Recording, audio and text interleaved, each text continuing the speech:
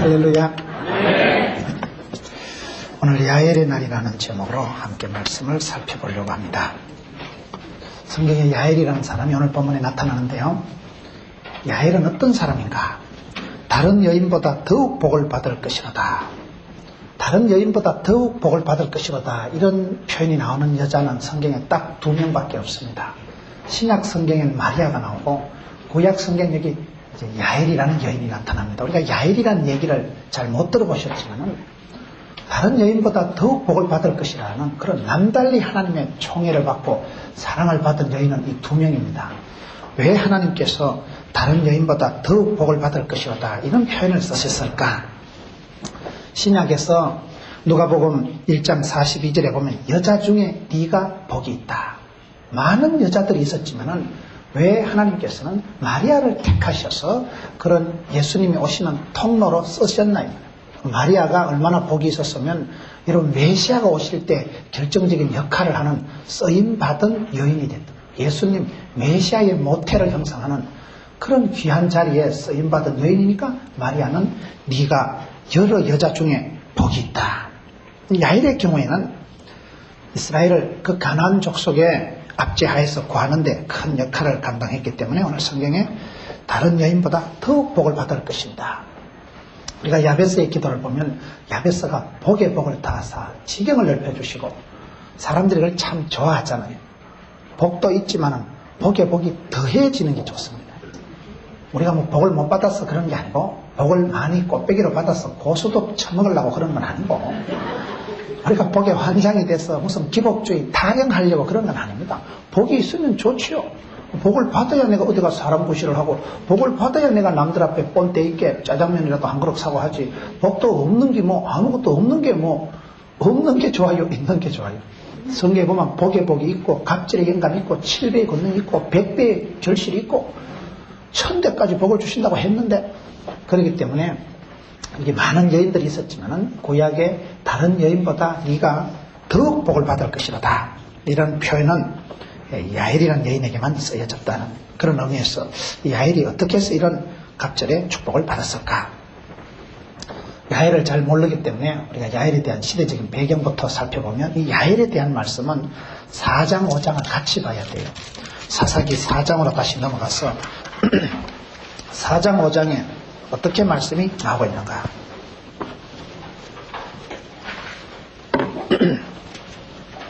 여러분 이 사사기 4장 5장에 걸쳐서 야엘이라는 여인을 하나님께서 어떻게 설명하고 있는가? 이 시대적인 배경이 이제 사사시대입니다.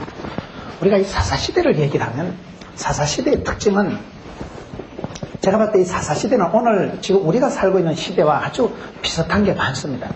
사사시대는 어떤 시대냐? 여기 성경 말씀에 보면 4장 1절에 이스라엘 자손이 또 여호와의 목전에 악을 행했다. 이 또라는 표현이 나오는 거예요. 우리가 사사시대는 뭐 그렇게 긴 역사는 아닙니다만은 그 200년 사사시대를 우리가 구약 역사에서 가장 어두운 시절이다 이렇게 얘기합니다. 가장 암담한 시대가 이 사사시대인데 왜 그러냐? 또 여호와의 목전에 악을 행했다. 이 말은 하나님께서 어떤 선지자를 보내서 역사를 하시는데 그 사사를 보내서 역사를 하시지만은 그 사사의 시대가 지나면 또 여호와의 목전에 악을 행했다. 이 또라는 단어가 뭐냐? 반복적인 죄를 짓는 거예요. 사사시대에 보면 이스라엘 백성들이 계속해서 이 반복적인 죄가 지어져요. 사람이 미련한 거는 반복적으로 실수하고 했던 짓을 또 하고 개가 토한 것을 또 먹듯이 그게 미련하고 답답한 일인 것입니다. 반복적인 죄가 있는 거예요. 이스라엘 백성들이 하나님의 축복을 받고 살아갈 때에 어떤 현상이 나타나느냐? 여기 보면 4장 1절에 이스라엘 자손이 또 여호와의 목전에 악을 행하고 4장 2절에 하나님께서 이스라엘 자손들을 가나안 왕 야빈의 압제하에 맡기고 4장 3절에 20년 동안 학대받도록 놔두시고 4장 3절에 이스라엘 자손을 심히 학대한 거로 이스라엘 자손이 여호와께 부르짖었더라.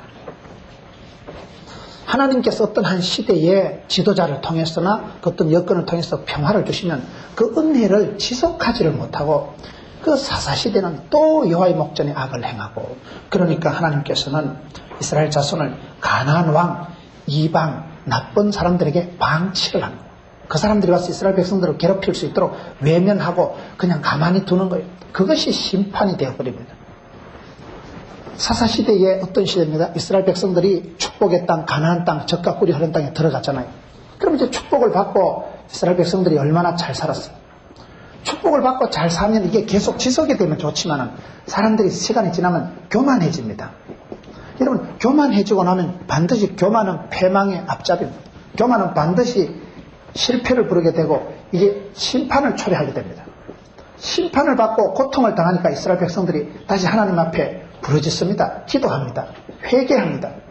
회개하고 부르짖으면 하나님께서 눈물에 약하시니까 또 용서해 주십니다.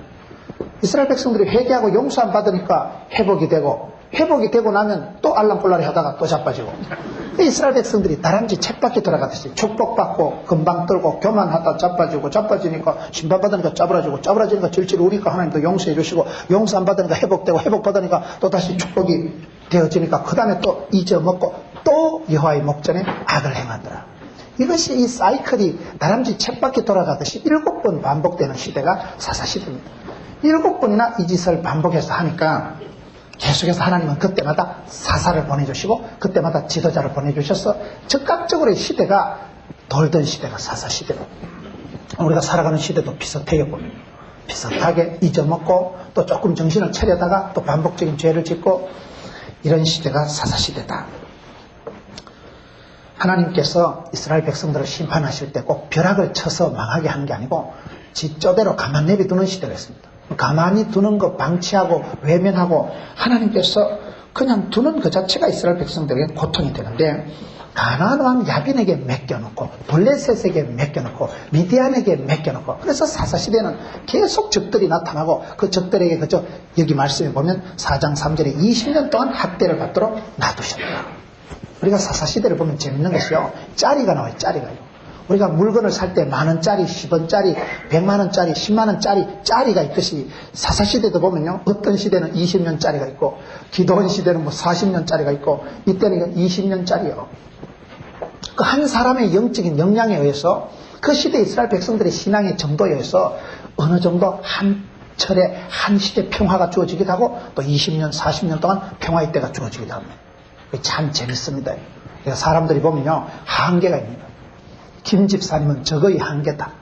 김 집사님 저 혈기만 좀 다스리면 좋은데, 김 집사는 하여튼 술만 보면 환장을 하고, 박 집사는 하여튼 썩이고 광팔고 흔들고 노름하는데 은사 받아가지고, 사람마다 요 짜리가 있어요. 그 집사님의 한계가 있는 거예요. 저 부분만 넘어서면 계속해서 복을 받을 터인데, 그게 그 사람의 한계가 되고 그게 그 사람의 그릇이 돼가지고 그 상황에서 그만 둘러 엎어버려요.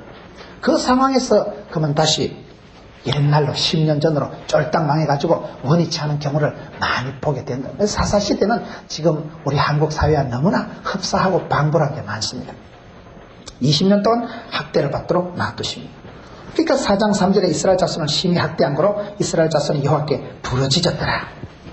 이스라엘 백성들이 하는 짓거리가 비슷하기도 하지만 용서받고 회복되는 코스도 또 길이 똑같아요. 이스라엘 백성들이 문제가 있을 때 어떻게 살아납니까? 부러지는 게 있는 것이 부러져요. 용서함을 받고 회복받는 이 과정에서는 부러지져 기도하는 게 이게 최고입니다. 이스라엘 백성들이 부러짓는다.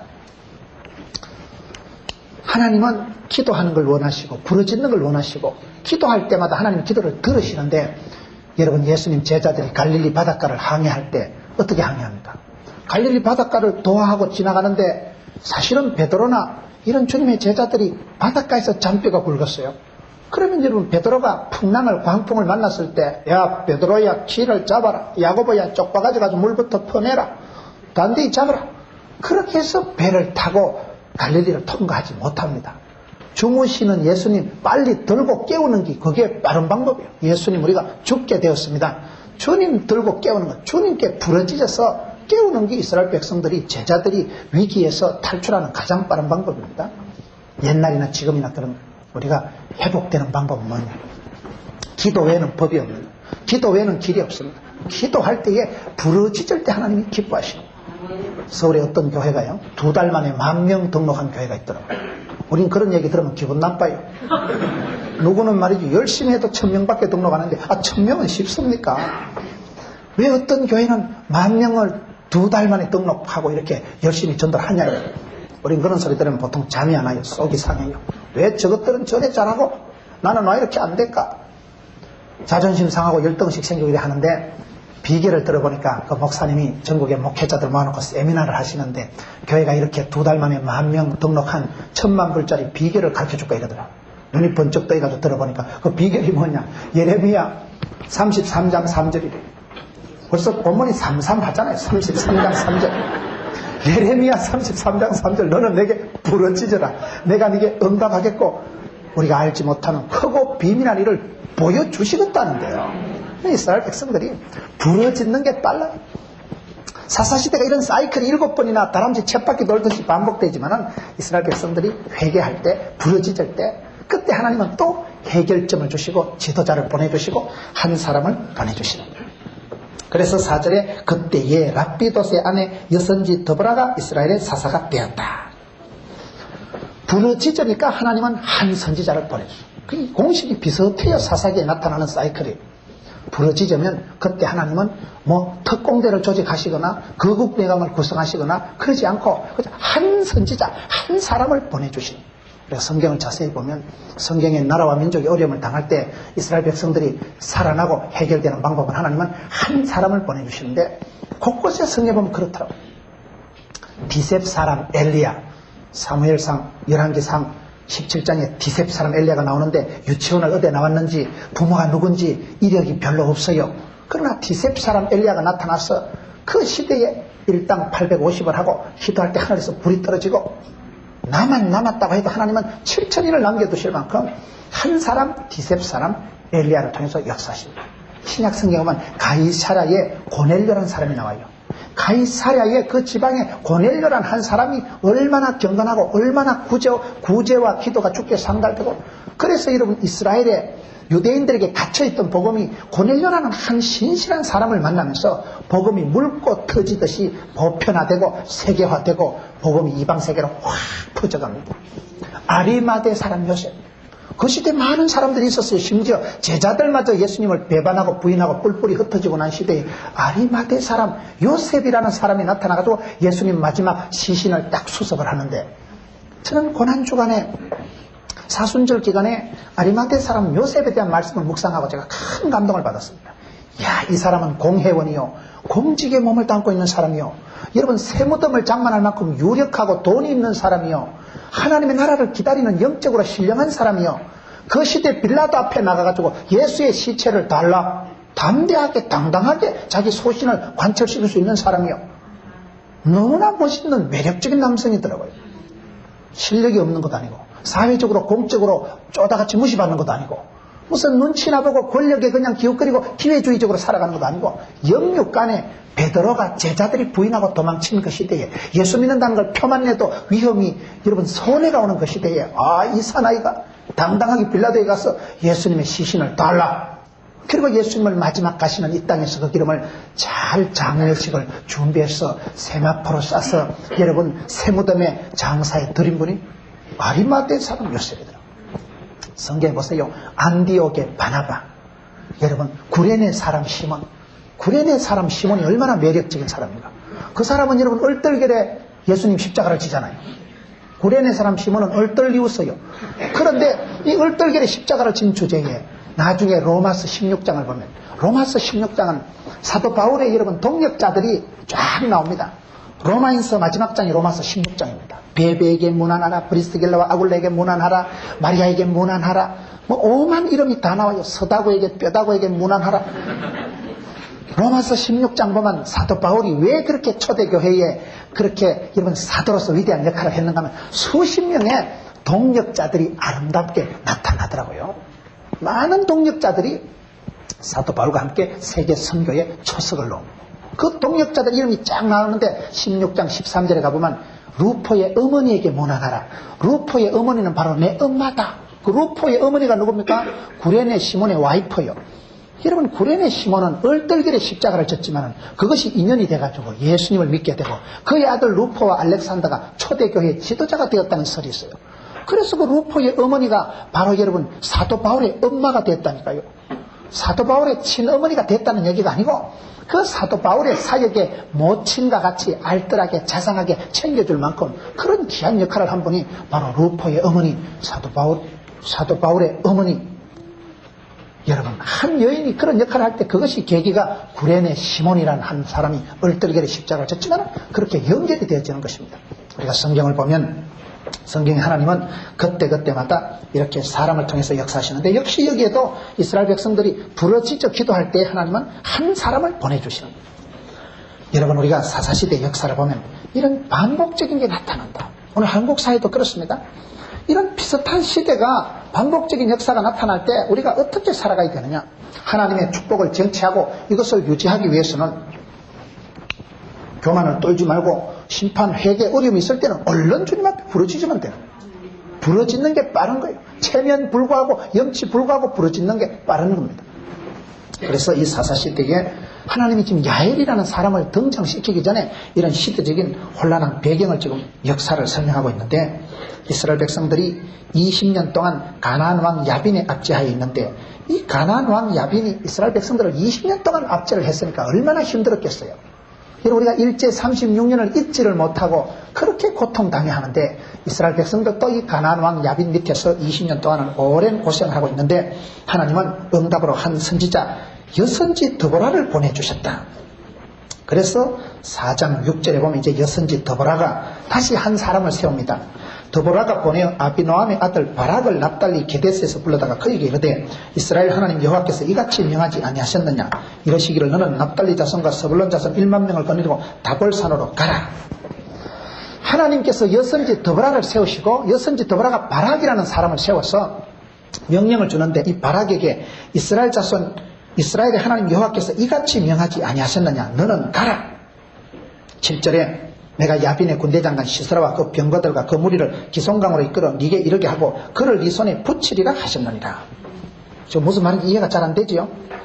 이제 이스라엘 역사상 사사시대에 이스라엘과 가나안 사이에 큰 좀 전쟁이 벌어지는 얘기를 하고 있는 것입니다. 생소한 이름들이 나오지만은 쉽게 말하면 이스라엘의 왕은 야빈이고 군대 장관은 시스라고 이쪽 여러분 이스라엘의 그 왕은 이스라엘의 대장은 여선지 드보라와 바락이고 저쪽 가나안의 왕은 야빈과 시스라 군대 장관이 이제 대치를 해서 전쟁을 하게 되는 걸 좀 설명하고 있습니다. 그런데 이 바락이라는 사람이 하나님이 명령을 분명하게 이제 가라. 내가 붙였다. 그렇게 명령을 하셨지만은 이 바락이라는 사람이 그 말씀을 제대로 순종을 하지 않습니다. 오늘 말씀 8절에 보면 바락이 그에게 이르되 당신이 나와 함께 가면 내가 가려니와 당신이 나와 함께 가지 아니하면 나는 가지 않겠노라. 하나님께서 선지자를 통해서 사사를 통해서 분명히 메시지가 떨어져 있는데도 이 바락이라는 사람은 하나님이 나한테 가라고 했지만 내가 못 가겠다. 그것도 남자가 사나이가 되어서 여선지 드보라가 함께 해주면 가고 안 가면 내가 못 가겠다. 그렇게 미적거리고 불평을 하고 불신의 모습을 보이니까 하나님께서는 어떻게 하시느냐. 하나님의 계획을 바꾸십니다. 9절에 보면 가로되 내가 반드시 너와 함께 가리라. 그러나 네가 이제 가는 일로는 영광을 얻지 못하리니 이는 여호와께서 시스라를 여인의 손에 파실 것임이니라. 여기서부터 이제 한 여인이 나오는데요. 이 여인이라는 사람이 바로 야엘을 말합니다. 바락이라는 사람이 하나님의 오다를 분명히 받고도 순종을 하지 않고 미적거리고 의심을 하고 여자가 따라가면 가겠다 안 그러면 못 가겠다 이렇게 말을 하니까 하나님께서는 좋다. 내가 함께 가지만 네가 이번 일로 인하여서는 영광을 얻지 못한다. 이번 일로 말미암아 네가 재미는 못 볼 것이다. 이 영광은 하나님께서 시스라를 여인의 손에 파실 것임이니라. 이름도 없는 한 여인에게 이 영광을 넘기겠다고 지금 얘기를 하는 것입니다. 여기에서부터 이제 오늘 제가 설교하려고 하는 이 핵심적인 얘기가 나오는데 이 바락이라는 사람이 분명한 지금 어떤 하나님의 명령이 떨어져 있습니다. 그리고 여기에 이제 야엘이라는 한 여인이 나오는데 아직은 야엘은 이름도 안 나오는 사람. 이 두 사람을 아주 대조해서 얘기하는 것이 오늘 본문의 얘기입니다. 하나님의 명령은 바락에게 떨어져 있는데 야엘은 아직 이름도 없이 그냥 여인의 손에 파실 것이다 이렇게만 나타나는데 이 두 사람이 어떻게 대조적으로 신앙생활을 하는가 이걸 한번 살펴보려고 합니다. 바락이 미적거리고 소극적으로 이렇게 하니까 하나님께서는 이 태도를 바꾸어 가지고 이제 바락 너는 이 전쟁을 통해서 축복은 못 받는다. 내가 올라가서 이 전쟁을 이기긴 하지만은 너는 사사의 특권 면류관을 빼앗기게 되고 하나님께서는 한 여인에게 이름도 없는 여인에게 이 축복을 영광을 다 돌리겠다고 지금 얘기하는 겁니다. 이게 무슨 얘기냐? 우리가 신앙생활 할 때 사소한 것이지만은 내가 어떻게 선택하느냐에 따라서 내 신앙 고백, 내 신앙 자세의 견지에 따라서 엄청난 결과가 나타납니다. 많은 경우에 내가요 빼앗겨버리는 거예요. 축복을, 특권을, 기득권을 빼앗기게 되는 거예요. 이것이 왜 그렇게 나타나느냐? 하나님께서 시스라를 한 여인의 손에 파실 것입니다. 제가 어디 여전도의 연합회 집회를 갔는데 그 여전도 회장님이 기도하시는데 하나님 옛날에는 숫자에도 들지 않던 저희들을 이렇게 사랑해 주시니 감사합니다 그러더라고요. 여러분 여자는 뭡니까? 옛날에 여성은요 숫자에도 안 들어가요. 오병이어 기적을 얘기할 때 여자들 빼고 가서나들 뺀 숫자가 그 숫자입니다. 여자는 숫자에도 안 들어가는데 여전도의 연합회 여전도 회원들만 모이니까 숫자에도 안 들어가는 저희들을 이토록 사랑해 주시니 할렐루야 그러더라고요. 말이 되잖아요. 옛날 같으면 여러분 숫자에도 못 들어가는 사람들 많습니다 지금. 하나님은 어려운 시대에 숫자에도 안 들어가는 그런 여인을 통해서 역사하신다는 거예요. 오늘 말씀의 흐름이 지금 그렇습니다.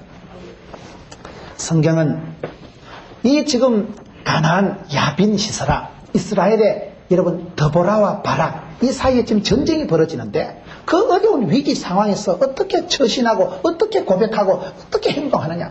자기는 사소하게 결정할지 몰라도 그게 엄청난 후폭풍을 몰고 오고 나중에 아주 역사의 계보를 바꾸게 되는 역사가 나타나는데 전체적으로 바락이라는 사람은 하나님의 오다가 선명하게 떨어져 있는데도 그것을 잘 지키지를 않습니다.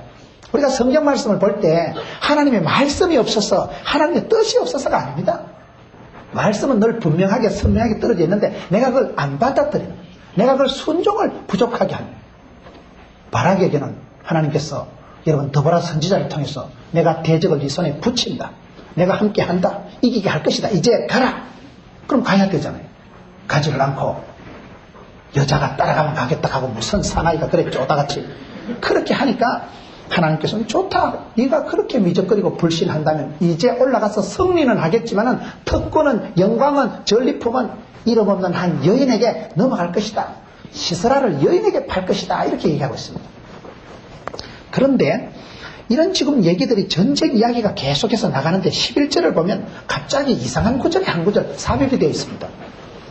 10절에 바락이 스불론과 납달리를 게데스로 부르니 1만인이 그를 따라 올라가고 드보라도 그와 함께 올라가니 이제 전쟁이 벌어지고 10,000명이 올라가서 포진을 하고 대치 상황이 벌어집니다. 그런데 4장 11절에 보면 모세의 장인 호밥의 자손 중 겐 사람 헤벨이 자기 족속을 떠나 게데스에 가까운 시아나님 상소리나무 곁에 이르러 장막을 쳤더라. 이건 지금 무슨 얘기입니까? 지금 이스라엘과 가나안사의 전쟁 얘기를 하다가 갑자기 모세 장인이 어느 시대 얘기인데 모세 장인 호밥의 자손 중에 겐 사람 헤벨이란 사람이 자기 족속을 떠나서 게데스에 가까운 시아나님 상수리 나무 곁에 이르러 장막을 치더라. 이거는 어떻게 보면 전혀 엉뚱한 구절이고 여기 들어오지 않아야 될 구절이고 그냥 엉뚱한 구절이 하나 삽입이 되는데 이거 왜 그런가? 우연히 이 한 사람이 이사를 가서 나무 밑에 텐트 치고 살았더라. 이런 말씀이 나오지만 이것이 우연이 아니고 이 사건 때문에 나중에 여기에서 큰 이스라엘 백성들로 봐선 구원의 역사가 일어나게 된다 이 말이에요. 우리가 성경 역사를 보면 재밌습니다. 여러분 출애굽기 1장을 한번 보세요. 이스라엘 백성들이 얼마나 힘이 듭니까?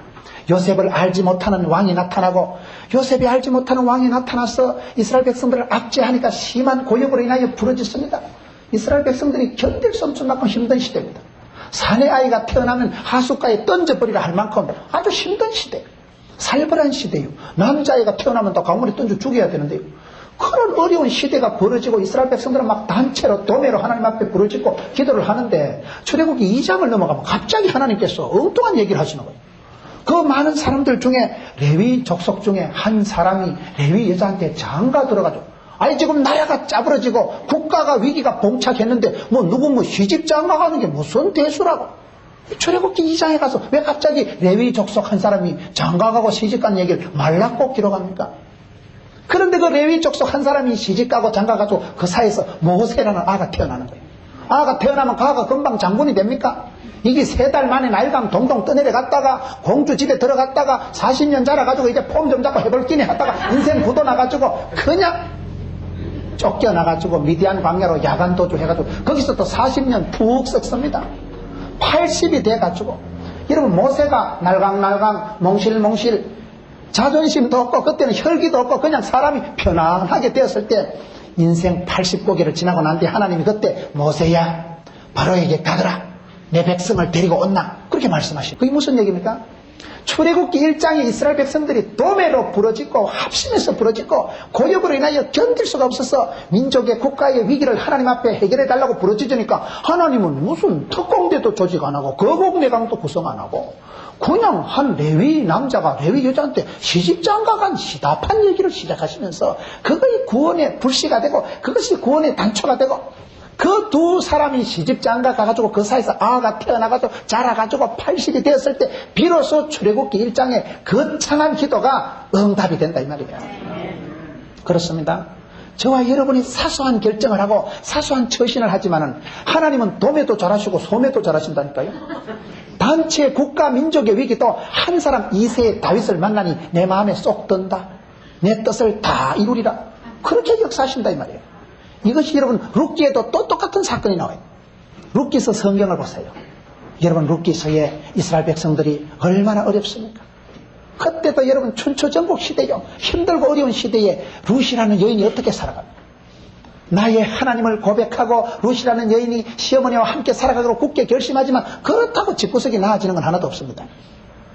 시어머니 고향 땅에 돌아와가지고 이삭을 주워 먹는데 이삭을 주워 먹는 주제에 여러분 룻이 이삭을 줍는 게 무슨 아름다운 풍경이 그런 고즈넉한 스케치가 아닙니다. 석양은 빨갛게 물들고 예배당 종소리 땡그랑거리고 룻이 여러분 앞치마 술을 놔가지고 레이스를 달아가지고 예쁘게 앞치마 묶어가지고 그래 들판에 가가지고 어머 이삭 이래가지고 이삭을 주고 그래 무슨 행복하고 여유만만한 풍경이 아닙니다. 거지 딱지같이 해가지고 자가 누구 저 나오미 집에 며느리 아이고 객지 가서 잘 산다고 갔더만 쫄딱 망해가지고 돌아와가지고 시아버지 시동생 신랑 다 죽었다 아이가 안 됐다 내 같으면 재혼하겠다 신랑 잡아먹고 동네 사람들이 다 손가락질 하는 시대인데 여러분 룻이 이삭을 주워 먹으러 가는데 뭐 네 밭도 내 밭도 없으니까 아무 밭에나 랄라룰로 어느 밭에 갖고 아무 밭에나 돌아다녀요. 룻은 천지도 모르고 이삭을 주워 먹고 사는데 이 시대가 전체적으로 불쌍한 시대예요. 사사시대라니까요. 개판 5분 전의 시대라니까요. 지팔 지어들고 내팔 내어드는 시대. 대장도 없고 뭐 임금도 없고 막 각자 소견에 오른 대로 살아가는 시대에 룻이라는 여자가 우연히 보아스의 밭에 갔는데 그것이 왜 우연이 아니냐. 그 보아스 사이에 아다리가 돼가지고 다윗을 낳잖아요. 그 사이에 우연히 그 밭에 갔는데 아이고 주인 아저씨하고 만나가지고 그 사이에 여러분 기업을 물을 자 보아스를 만날 게 뭡니까? 인간의 모습으로는 만고 우연의 일치지만 하나님은 여러분 그 큰 나라에 이스라엘 백성들이 계속 반복적인 죄나 짓고 계속 말귀를 못 알아듣고 하나님 속을 썩이니까 이 사사시대를 종식시키고 하나님은 왕통을 열어가는데 다윗의 왕조가 그 우연히 보아스 밭에 간 거기 발걸음이 돼가지고 거기 우연히 필연이 돼가지고 역사가 왕통이 열린다 이 말이에요. 그러니 여러분 성경 역사를 보면요 큰 구원의 역사를요 뭐 누가 장가가가지고 누구 너무 밭대기 우연히 들어갔다가 그게 그냥 역사의 큰 단초가 된다. 얼마나 재밌다고. 여기 지금 11절도 여러분들이 좀 오락가락해 제가 보니까. 왜냐하면 잘 안 봤거든. 야엘인지 거식인지 뭐식인지 좀 헷갈리는 거예요. 사람 이름 자체가 혼돈이 오지만은 단디 들어봐요. 이게 무슨 얘기냐. 그냥 지금 뭐 양대 민족이 전쟁이 벌어져가지고 막 가나안계 이스라엘이 막 10,000명씩이 집결을 해서 막 큰 전쟁이 벌어지는데 갑자기 무슨 뭐 11절에 모세의 장인 호밥의 자손 중에 그 시기가 집안을 누구 텐트 친 거 나무 밑에 텐트 친 거 그 시대 텐트가 한두 채 있었어요.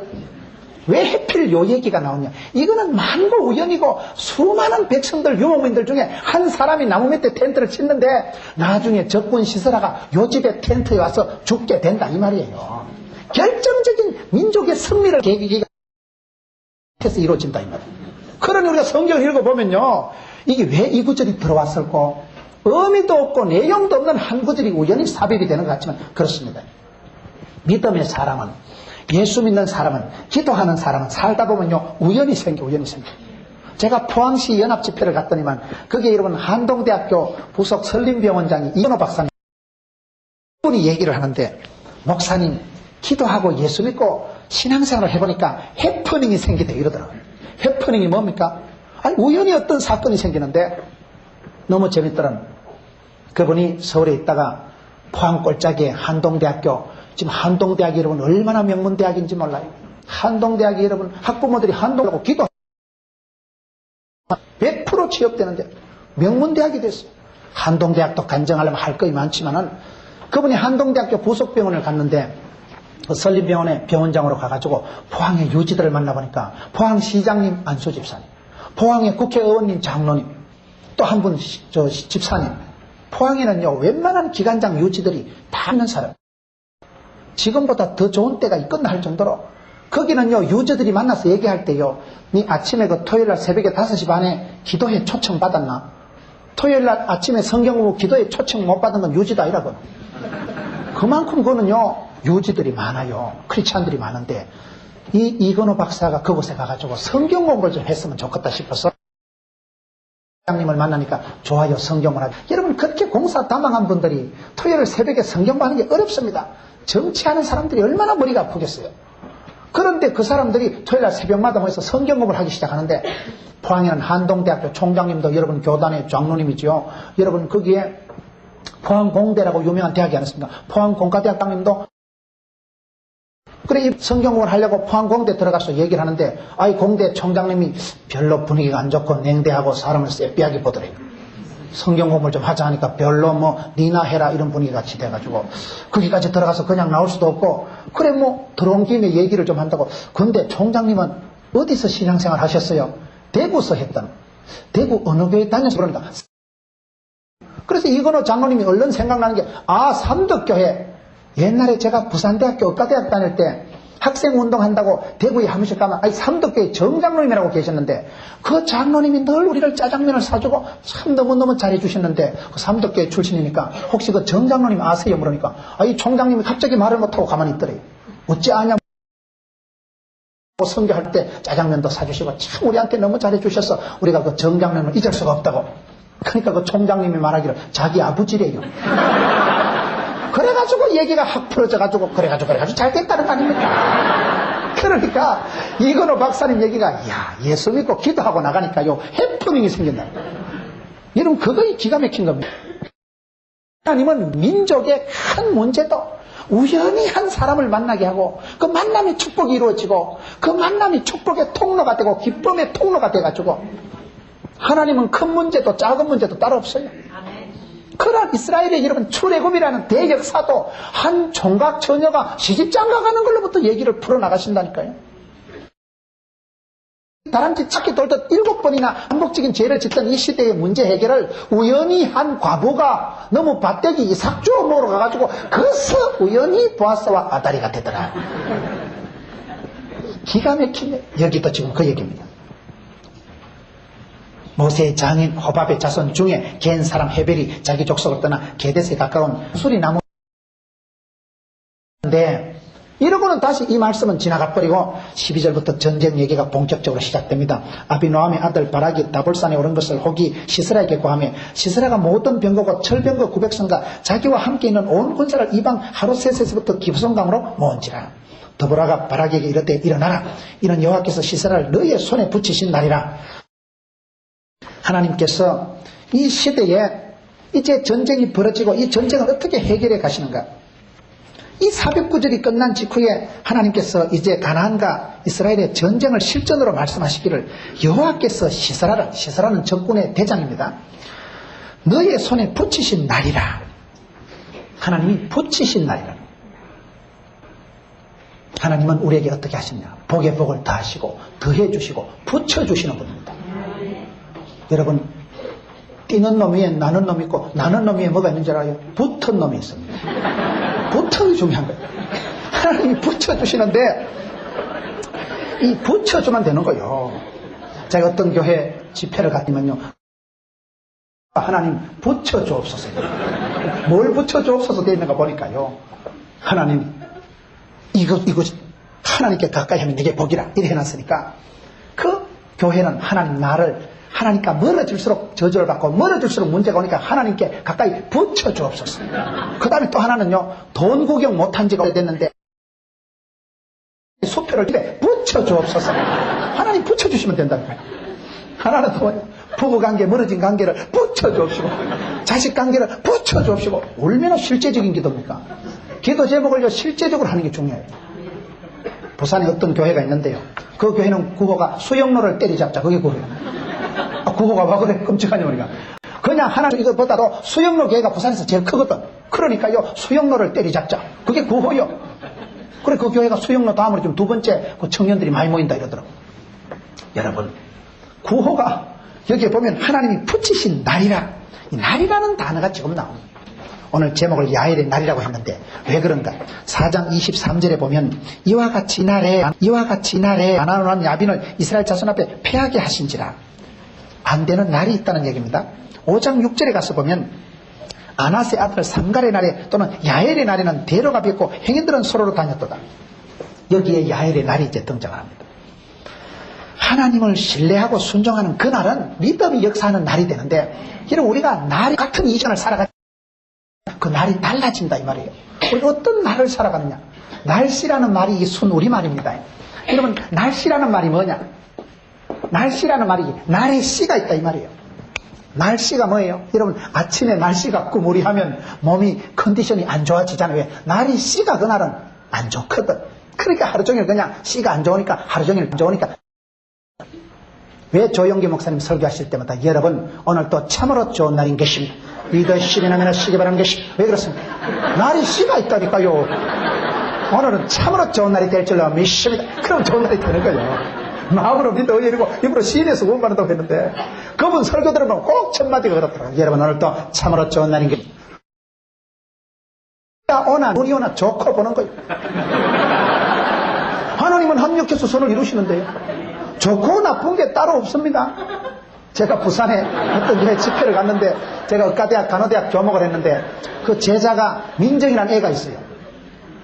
걔가요 집회 마치고 물어보니까 반갑다고 인사를 하는데 너 언제 시집가냐 하니까 10월달에 시집가대요. 그리고 서울에 고려대학교 나온 총각이 부산에 출장 왔다가 비가 쏟아지니까 빗길에 밀려가지고 박치기 해가지고 다리가 부러져 버린 거예요. 부산에 와서 교통사고 나와서 다리 부러져가지고 병원에 입원한 거예요. 그 보건병원의 구병동 담당 간호사가 민정이에요. 그래서 얘가 그 총각 궁디 주사 놓다 눈이 맞아가지고 그래가지고 그것들이 지금 여기 강남에서 아들 얼마 전에 둘째 애기 낳았다더라고 벌써. 그러면 그 커플로 봤으면 그날 비가 온 게 좋은 것입니까 나쁜 것입니까? 비가 안 왔으면 교통사고도 안 나고 교통사고가 해프닝이 안 생겼으면 그것들은 안 만난다니까요. 그러니 긴 세월 살다 보면 좋고 나쁜 게 없어요. 하나님은 먼저 된 자가 나중되고 나중된 자가 먼저 된 일이 많지 하시는 분인데 그거 나쁜 게 함께 하시면 좋은 길입니다. 나쁜 것도 이렇게 기도하면 합력해서 선을 이루고 썬물이 단물 되는데 하나님은 역전의 하나님, 디비나사의 하나님, 얼마든지 바꾸어서 쓰시는 하나님인데 왜 안 돼요 그게? 그래서 이게 야엘의 날이라는 단어가 나오는데 똑같은 날을 살아가도 은혜의 날로 구원의 날로 지금은 은혜의 날로 살아가는 사람이 있고 날 인간이 있다. 이 날이 전쟁의 날인데 전쟁의 날에 바락이라는 사람은 여러분 자기한테 기득권이 주어져 있고 하나님이 벌써 오다가 떨어져 있는데도 믿음이 없었기 때문에 행함이 없었기 때문에 이 사람은 죽은 믿음의 사람. 이 사람은 축복을 빼앗겨버리고 야엘이라는 여자는 이름도 없는 여자인데 그날에 하나님께서 시스라를 여인의 손에 파실 것입니다. 전쟁이 벌어지면 어떻게 되어지느냐? 전쟁이라는 게 뭡니까? 전쟁에서 가장 중요한 건 적장을 해치우는 거예요. 옛날엔 장군을 적장을 해치워야 전쟁이 끝이 납니다. 그런 시대에 이 적장 시스라를 하나님이 바락의 손이 아니고 야엘의 손에 붙이신 날이다 이 말이에요. 왜 그런 역사가 일어났냐? 여러분 우리가 살아가는 날마다 어려운 일을 보지요. 그러나 그런 순간에 국면을 맞이하는 내가 어떻게 선택하고 어떻게 신앙하고 어떻게 헌신하느냐에 따라서 축복의 날이 도래할 수도 있고 빼앗기는 날이 오고 만다 이 말이에요.